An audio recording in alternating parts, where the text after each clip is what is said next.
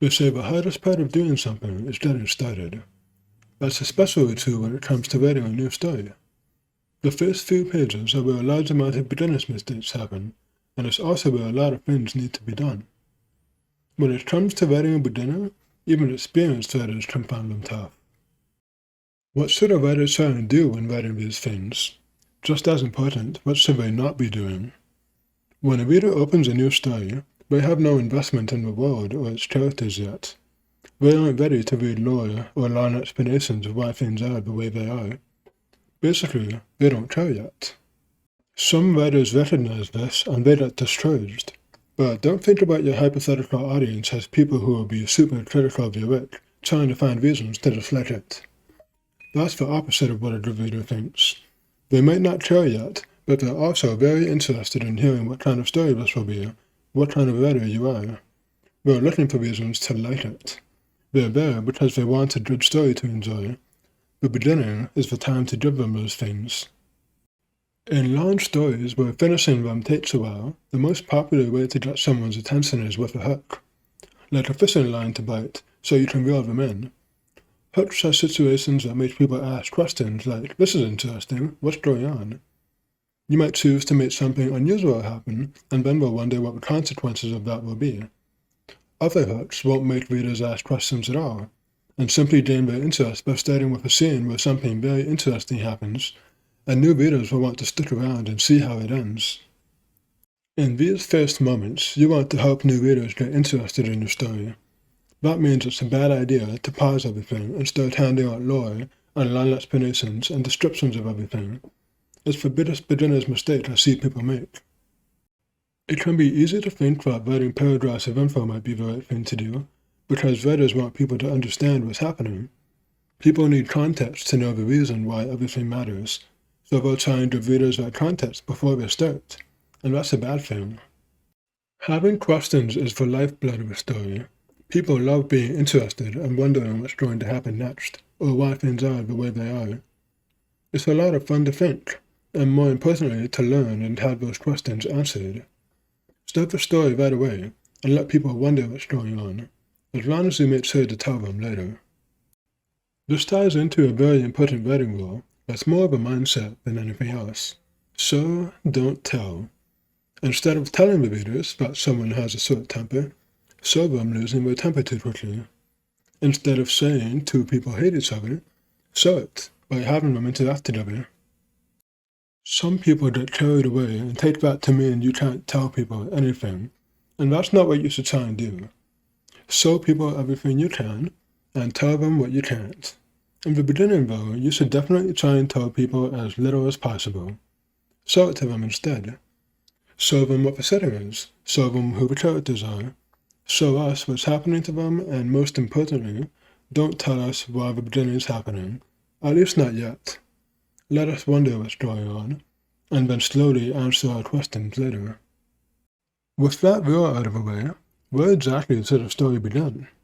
In the first video, How to Write, it said that most stories begin by first showing what normal life is like for your main characters, followed later by an event that changes things, so normal life isn't possible anymore. It's a pivotal moment that sets the events of a story in motion. Whatever the event is, it makes normal life impossible until we deal with it. Your story should start as close to that event as possible. Like with most things in writing, there's exceptions to that rule. Some stories, short stories in particular, begin with that special event having already happened. Sometimes the event began a long time ago. In any case, every story has a moment where the interesting part of it begins for real, and every story should try and reach that moment as soon as they can, without rushing things, of course.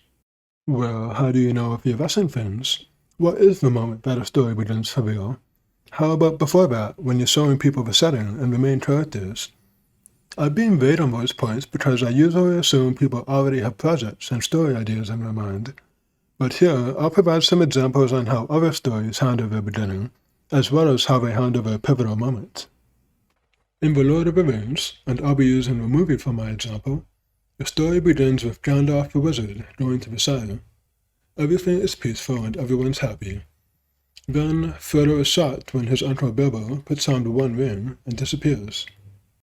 The pivotal moment of Lord of the Rings is when Gandalf tells Frodo to leave his home behind and take the ring to meet him somewhere else later, though things only get more complicated from there. Another example that I use, My Hero Academia, is a story that begins by showing the world how its fellow people with powers, or quirks. It shows that Dooku, one of the unlucky few who have no powers, looks up to the strongest man in the world and wants to be like him one day. Its pivotal moment is when that man, All Might, gives him his power. In one of my own stories, Opposites in Disguise, the story begins by very briefly showing how two of the main characters live opposite lives and want nothing to do with each other. This is an example of a story that has that pivotal moment right away. Its pivotal moment is when these two characters have to start pretending they're boyfriend and girlfriend, even though they don't like each other. One because they want their stalker to leave them alone, and the other because they want to know what it's like to have friends. If you want to know why these stories chose for beginning, it helps to analyze it. Lord of the Rings has a pretty long beginning before it starts for real, but it can't be any shorter because it's all important.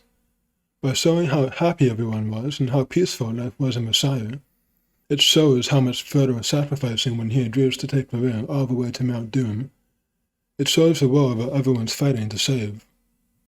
My Hero Academia's beginning is made so it can show just how much it means to Dooku when he gets his powers. He wants it so badly that he'll do anything to get it. More important than that, he wants to show that he deserves those powers too. The whole point of My Hero Academia is that it's not the power that makes the hero, it's what they believe in and why they fight. Opposites in Disguise doesn't need a long beginning. As a comedy story, it only needs a beginning line enough to show who the main characters are, and why they started their story of pretending to date each other. The shenanigans they have together all happen after that pivotal moment, so it just feels as fast as possible. If you pay attention to the details, you can start noticing why and how other stories choose their beginnings. Doing that will teach you a lot about how to handle them in your own stories. It's the reason why I encourage readers to enjoy a lot of well-written media, so they can see what we do and try to copy it. But even if you study, beginnings are hard for everyone. A lot of things have to happen at the same time, and it's tricky to know how to do it all. What's important is just to create the kind of story that you love, and to remember that your readers are cheering for you. They'll be happy for you to succeed. Everyone loves having a good new story to enjoy. And if your readers are cheering for you, then as a writer, you should cheer for yourself too.